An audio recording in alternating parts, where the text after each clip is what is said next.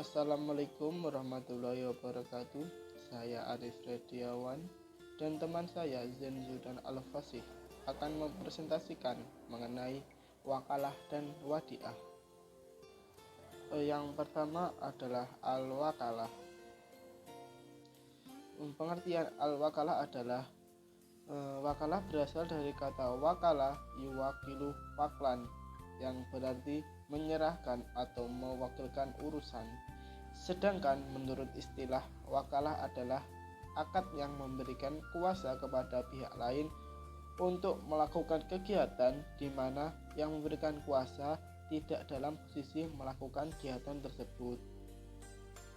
Akad wakalah pada hakikatnya adalah akad yang digunakan oleh seseorang apabila dia membutuhkan orang lain atau mengerjakan sesuatu yang tidak dapat dilakukannya sendiri dan meminta orang lain untuk melaksanakannya. Rukun wakalah terdapat 4 rukun. Yang pertama, al-muwakkil, yang berarti orang yang memberi kuasa.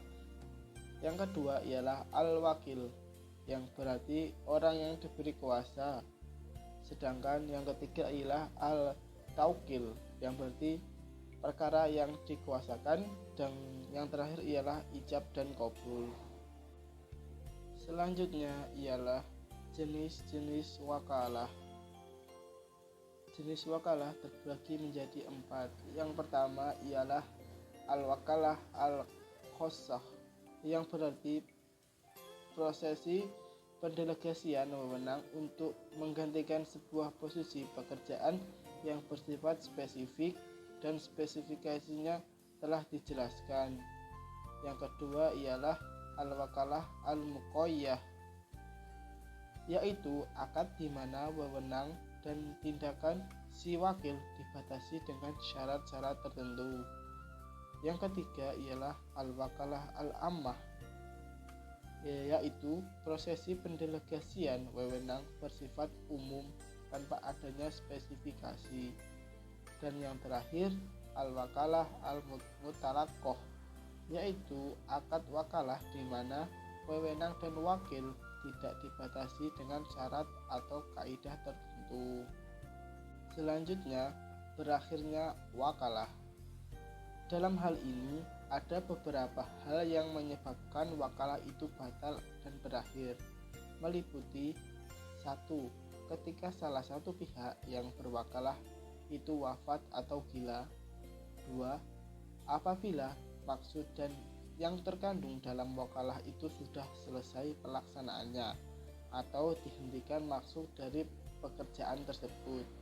Dan yang ketiga, diputuskannya wakalah tersebut oleh suatu pihak yang menerima kuasa dan berakhir karena hilangnya kekuasaannya atau hak pemberi kuasa atas sesuatu objek yang telah dikuasakan. Dan yang keempat, dihentikannya aktivitas atau pekerjaan dimaksud oleh kedua belah pihak. Contoh penerapan wakalah sebagaimana yang telah ditetapkan dalam Fatwa Dewan Syariah Nasional nomor 34/DSN MUI/9/2002. Wakalah bil ujroh adalah suatu akad perwakilan atau pemberian kuasa dari nasabah ke pihak bank yang mana dalam pelaksanaannya terdapat upah sebagai tanda balas jasa kepada pihak bank karena telah mewakili sesuatu pekerjaan atau jasa tertentu dari nasabah.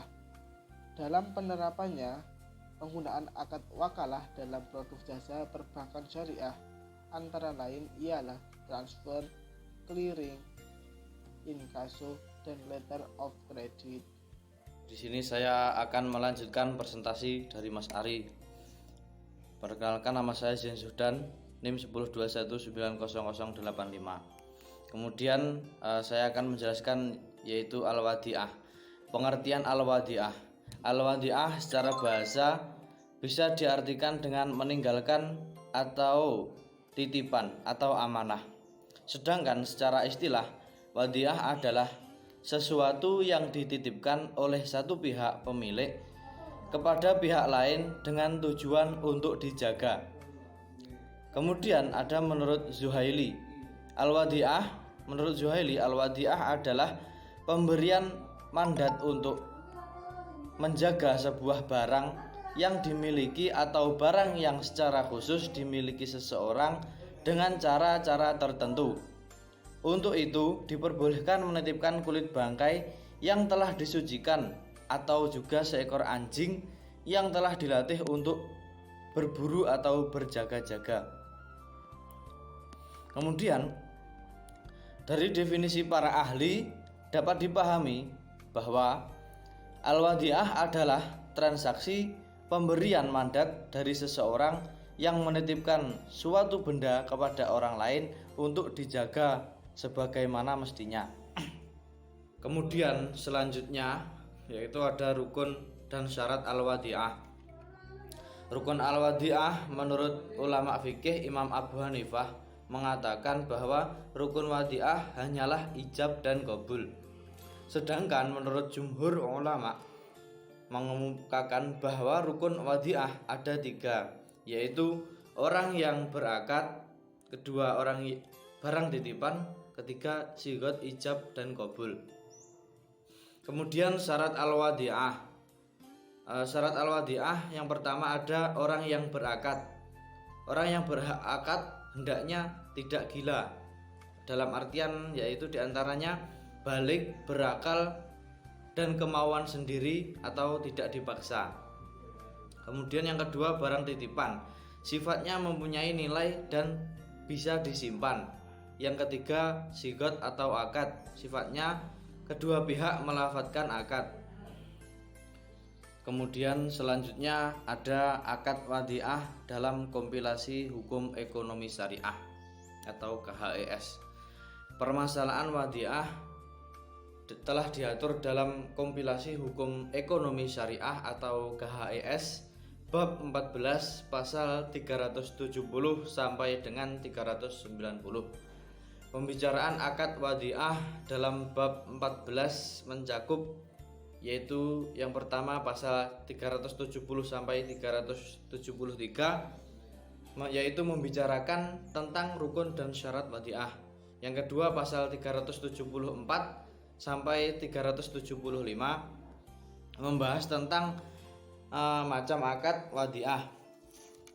Kemudian yang ketiga pasal 375 sampai 390 yaitu menjelaskan tentang penyimpanan dan pemeliharaan wadi'ah bih dan memaparkan tentang pengembalian wadi'ah bih.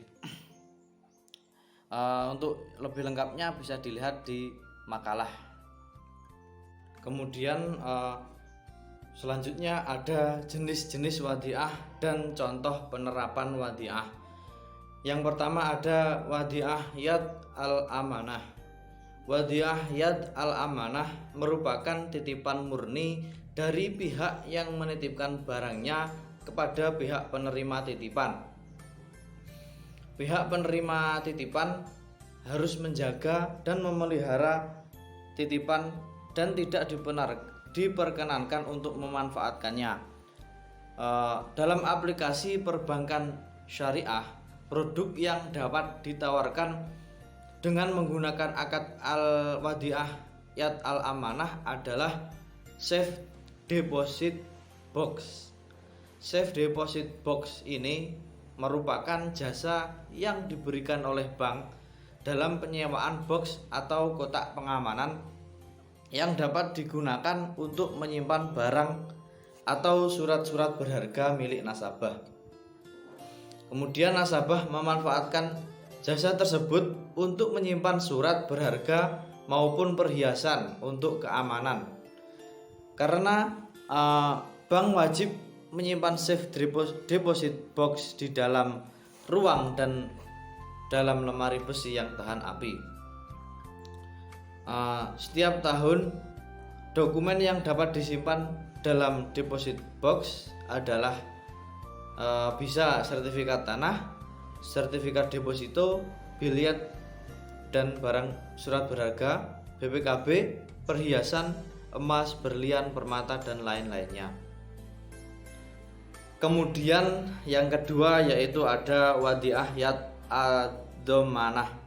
Wadiah yad dhamanah adalah akad antara dua pihak, satu pihak sebagai pihak yang menitipkan atau nasabah dan pihak lain sebagai pihak yang menerima titipan. Pihak penerima titipan dapat memanfaatkan barang yang dititipkan. Kemudian penerima titipan wajib mengembalikan barang yang dititipkan dalam keadaan utuh. Penerima titipan diperbolehkan memberikan imbalan dalam bentuk bonus yang tidak diperjanjikan sebelumnya. Kemudian dalam aplikasi perbankan, akad wadiah yad dhamanah dapat diterapkan dalam produk penghimpunan dana pihak ketiga, antara lain giro dan tabungan.